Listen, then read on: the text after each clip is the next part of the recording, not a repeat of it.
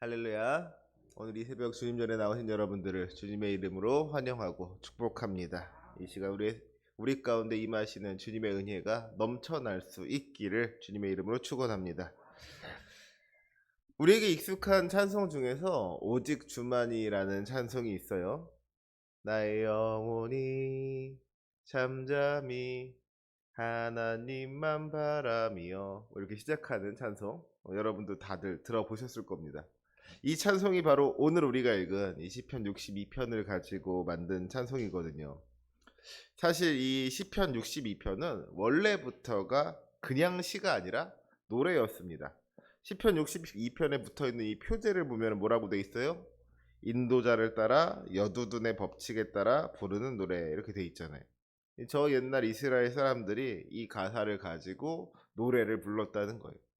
그리고 또 오늘날 우리가 이 가사를 가지고 노래를 부르고 있다는 것이 참 어떻게 생각하면은 의미가 있는 일이지 않나 하는 생각을 해봅니다. 아무튼 이 찬양 덕분에라도 이 시편 62편은 우리에게 참 익숙한 말씀이죠. 그런데 이 익숙한 말씀을 가만히 읽어보면은 이 말씀이 우리에게 엄청난 도전을 준다는 것을 깨닫게 됩니다. 우리 먼저 1절 말씀 다 같이 한번 읽어보도록 할까요? 1절입니다. 시작. 나의 영혼이 잠잠히 하나님만 바라며 나의 구원이 그에게서 나오는도다. 아멘. 이 한 절의 말씀 안에 우리가 생각해 봐야만 할 어떤 신앙의 주제들이 얼마나 많은지 모릅니다. 먼저 나의 영혼이 하나님을 바라는데 어떻게 바란다 그랬어요?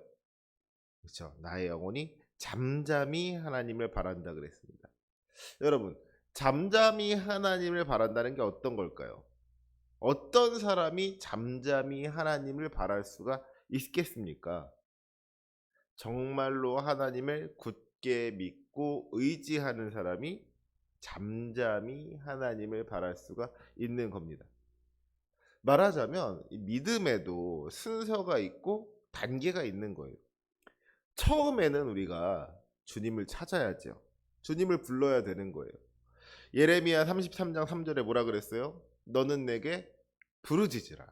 내가 내게 응답하겠고 내가 알지 못하는 크고 은밀한 일을 내게 보이리라 그러셨잖아요. 우리가 처음부터 잠잠하면 안 되는 거예요. 처음에는 부르짖어야 합니다. 하나님 나 좀 도와주세요. 하나님 나 좀 살려주세요. 하나님 나 좀 구원해 주세요. 간절한 마음으로 주님을 찾아야 되는 거예요. 그런데 그렇게 우리가 주님을 찾으면 주님께서 어떻게 하신다 그랬어요? 주님께서 응답해 주시는 거예요. 주님께서 우리에게 우리가 알지 못하던 크고 비밀한 일들을 보여주시는 겁니다. 그러면 그 다음에는 잠잠할 수 있어야죠. 주님께서 우리에게 구원의 약속을 주셨으면 그 약속이 이루어질 것을 믿고 가만히 기다릴 줄도 알아야 된다는 거예요. 이제 주님께서 내 문제를 해결해 주시겠구나. 이제 주님께서 역사해 주시겠구나. 기대하는 마음을 가지고 기다릴 줄 알아야 한다는 겁니다. 애굽에서 나온 이스라엘 백성들의 앞을 홍해 바다가 가로막았습니다. 뒤에서는 애굽 군대가 쫓아오는데 이 앞에는 홍해 바다가 다 가로막고 있는 거예요. 그때 이스라엘이 해야 했던 일이 뭐겠어요? 기도하는 일이죠. 주님께 부르짖어야 하는 거예요. 주여 우리를 도와주옵소서. 주여 우리를 구원하여 주옵소서. 정말 온 힘 다해서 간절하게 주님을 찾고 부르짖어야 하는 것이죠. 그리고 이제 모세가 이스라엘 백성에게 말합니다. 너희는 두려워하지 말고 가만히 서서 여호와께서 오늘 너희를 위하여 행하시는 구원을 보라. 이제 하나님께서 역사하실 것이니 두려워하지 말라는 것, 겁내지 말라는 겁니다. 구원의 약속이 주어진 거예요.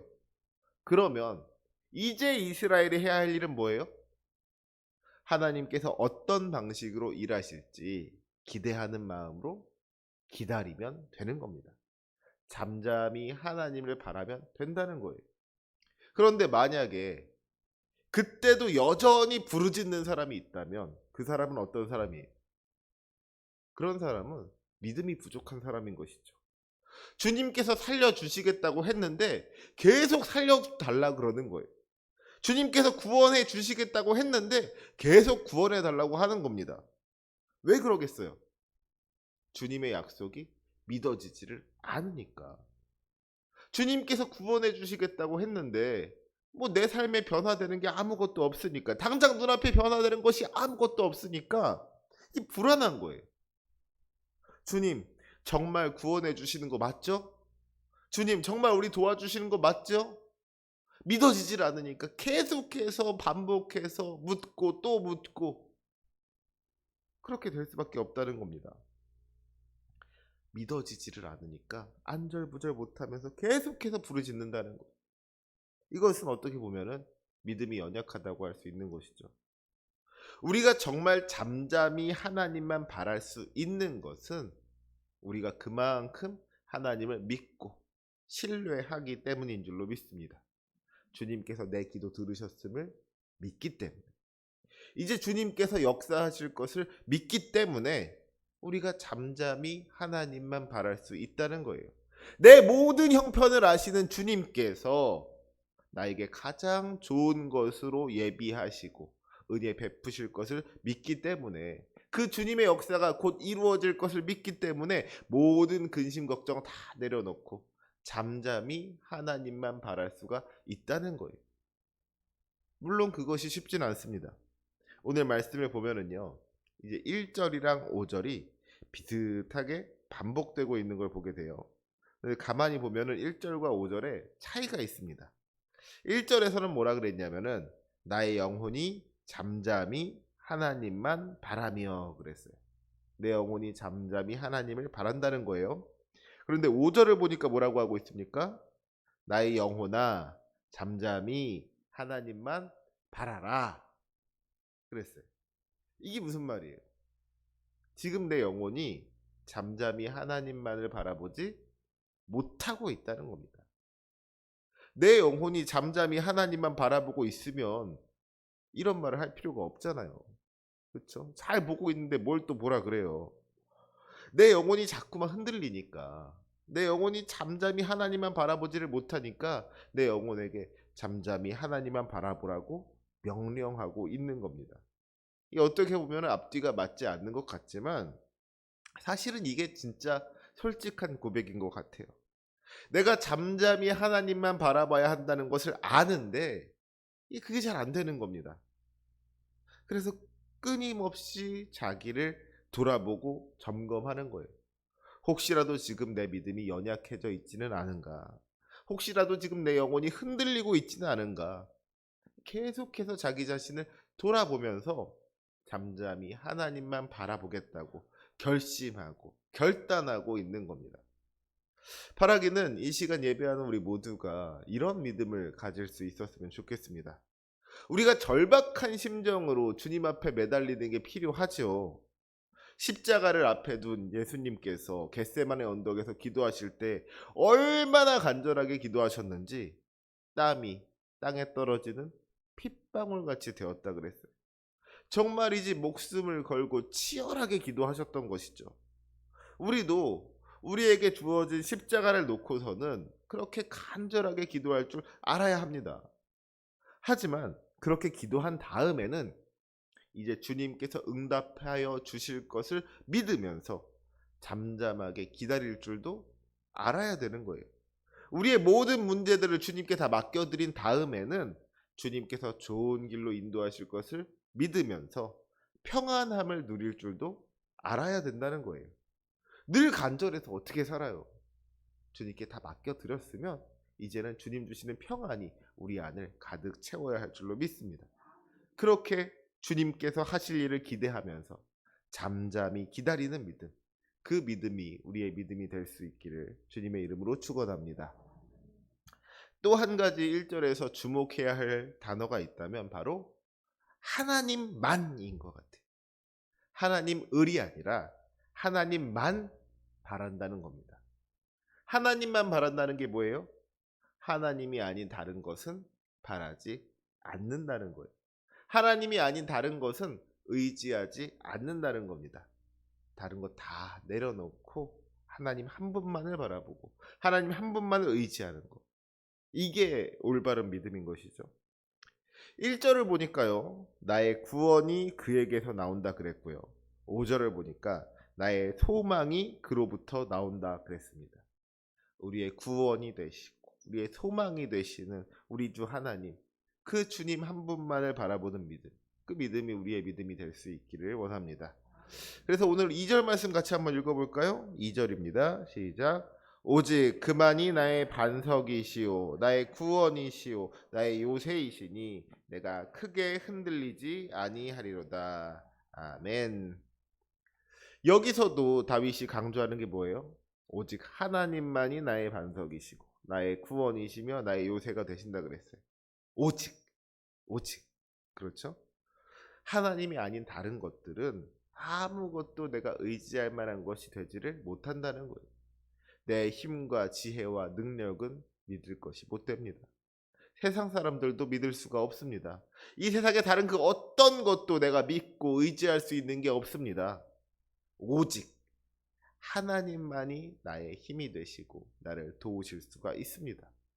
이게 다윗의 고백이었다는 겁니다. 그리고 이것이 오늘 우리의 고백이 되어야 할 줄로 믿습니다. 우리가 신앙생활을 하면서 실수하기 쉬운 것 중에 하나가 하나님만을 의지하지 않는다는 겁니다.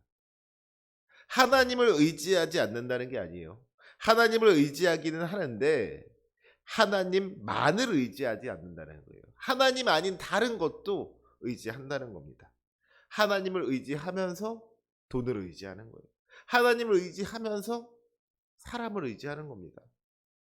이 험한 세상을 살아가면서 믿음만 가지고 살아간다는 것이 이게 말하자면 너무 이상적으로 보이는 거예요. 이왕이면 돈도 있고 권세도 있고 명예도 있고 주변에 좀 도와줄 사람도 있고 그렇게 여러 가지 기댈 곳이 많으면 좋은 거 아니겠냐고. 어떻게 믿음만 가지고 살 수가 있겠냐고. 그런 이야기가 좀 더 현실적으로 들리는 것이죠.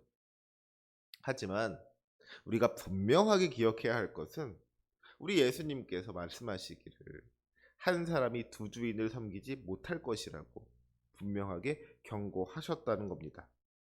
우리가 이 세상을 살기 위해서 돈도 필요하고 사람도 필요하고 뭐 이것저것 많은 게 필요하다는 말이 무슨 말이에요? 이 말은 결국 하나님 한 분만으로는 부족하다는 겁니다. 하나님 한 분만으로는 충분하지가 않다는 거예요. 그것은 믿음이 아니죠. 진짜 믿음은 하나님만을 의지하는 겁니다. 다른 것들 다 없어도 우리의 구원이 되시고 우리의 소망이 되시는 하나님 한 분만 있으면 그것으로 충분한 거예요. 주님 한 분만으로 만족할 수 있는 믿음, 그 믿음이 우리의 믿음이 될 수 있기를 주님의 이름으로 부탁드립니다. 사실 주님이 아닌 다른 것들은요, 언제든지 우리를 넘어뜨리는 함정이 되기 마련입니다. 3절 말씀 보세요. 넘어지는 담과 흔들리는 울타리 같이 사람을 죽이려고 너희가 일제히 공격하기를 언제까지 하려느냐 그랬잖아요. 이 담이랑 울타리라는 게 어떤 겁니까? 외부로부터 나를 안전하게 지켜주는 게 이 담인 것이고 울타리인 것이잖아요. 그런데 그 담이 넘어지는 것, 울타리가 흔들리는 겁니다. 나를 안전하게 지켜줄 수 있을 거라고 내가 믿고 의지하던 것들이 이 담이고 울타리인 것인데 그 담이 넘어지고 울타리가 흔들리니까 내 안전하기는커녕 이제는 오히려 위험에 처하게 되는 것이죠. 잘못하면 그 넘어지는 담에 깔려서 죽게 되는 거예요. 이어지는 4절 말씀도 마찬가지입니다. 그들이 그를 그의 높은 자리에서 떨어뜨리기만 꾀하고 거짓을 즐겨하니 입으로는 축복이요 속으로는 저주로다. 이게 사람이 높은 자리에 올라가면은 주변에 이렇게 사람이 모이잖아요. 그런데 그렇게 모인 사람들이 정말로 이 사람의 성공을 축하하는 사람이냐? 그렇지가 않다는 거예요. 시기하고 질투하고 그 높은 자리에서 떨어지기를 바라는 사람이 어쩌면 사실은 더 많다는 것이죠. 이 사람들이 내 앞에서는 축복의 말을 하는데 내 앞에서는 입으로 축복을 하는데 사실 그 마음속으로는 저주를 하고 있다는 거예요. 결국 이 사람이라는 게 믿을 게 못 된다는 이야기죠. 세상에 믿을 놈 하나도 없다 그러잖아요. 다윗의 삶을 보면은 정말 그렇습니다. 믿고 충성을 바쳤던 이 왕이자 또 장인어른에게 배신을 당하고요. 또 아들인 압살롬에게 반역을 당합니다. 가만히 생각해 보면 아버지도 그래요. 사무엘 선지자가 집에 찾아왔을 때 다른 형들은 다 데려가서 축복을 받게 하는데 다윗만 쏙 빼놨잖아요. 참 많은 사람들이 다윗의 주변 사람들, 뭐 아버지, 임금님, 아들, 아내, 누구 하나 할 것 없이 참 많은 사람들이 다윗에게 상처를 주고 아픔을 줬다는 거예요. 하지만 하나님은 어떠셨습니까? 주님께서는 그 모든 상황 가운데에서 늘 다윗과 함께 하시고 다윗의 편이 되어 주시고 다윗에게 힘이 되어 주셨습니다. 주님이 나의 구원이 되시고 소망이 되신다. 이것이 다윗의 고백이었던 것이죠. 그래서 2절 말씀 뒷부분을 보면 뭐라 그러고 있어요? 주님께서 나의 반석이 되시고 구원이 되시고 요새가 되시기 때문에 내가 크게 흔들리지 아니하리로다 그랬어요. 내가 크게 흔들리지 아니하리로다. 이 말씀이 무슨 말씀입니까? 사실 작게는 흔들린다는 거예요. 아무리 하나님을 믿고 의지한다고 하더라도 사람이 전혀 흔들리지 않을 수는 없다는 겁니다. 하지만 중요한 것은 우리가 하나님을 의지할 때에 주님께서 우리의 반석이 되시고 구원이 되시고 요새가 되실 때에 우리가 크게 흔들리지는 않는다는 거예요. 시편 37편 24절을 보면 뭐라 그랬어요? 그는 넘어지나 아주 엎드러지지 아니함은 여호와께서 그의 손으로 붙드심이로다. 우리가 인생길을 걸어가다 보면은 때로는 넘어질 때가 있지요. 믿는 사람이라고 해서 넘어지지 않는 게 아니라는 거예요. 하지만 우리 믿는 사람들은 넘어져도 아주 엎드러지지는 않는 겁니다. 왜냐하면 하나님께서 붙잡아 주시기 때문인 거예요. 주님께서 그 권능의 오른팔로 우리를 붙잡아 주시기 때문에 우리가 흔들릴지라도 크게 흔들리지는 않는다는 거예요. 그것이 우리 주님의 은혜인 것이죠. 바라기는 이 시간 예배하는 우리 모두가 그 은혜를 경험할 수 있기를 원합니다. 때로 흔들릴지라도 크게 흔들리지 않는 은혜, 때로 넘어질지라도 주님께서 붙잡아 주시는 그 은혜를 경험하며 살아갈 수 있으시기를 주님의 이름으로 축원합니다. 우리 마지막으로 7절 말씀 같이 함께 읽고서는 말씀을 마치고자 합니다. 우리 7절 말씀 다 같이 큰 목소리로 함께 읽겠습니다. 시작. 나의 구원과 영광이 하나님께 있으며 내 힘의 반석과 피난처도 하나님께 있도다. 아멘. 우리의 구원과 영광은 하나님께 있습니다. 우리의 힘과 반석도, 우리 힘의 반석과 피난처도 하나님께 있습니다. 그 하나님을 의지함으로 말미암아 믿음으로 승리하는 저와 여러분이 되시기를 주님의 이름으로 축원합니다. 아멘. 기도하시겠습니다.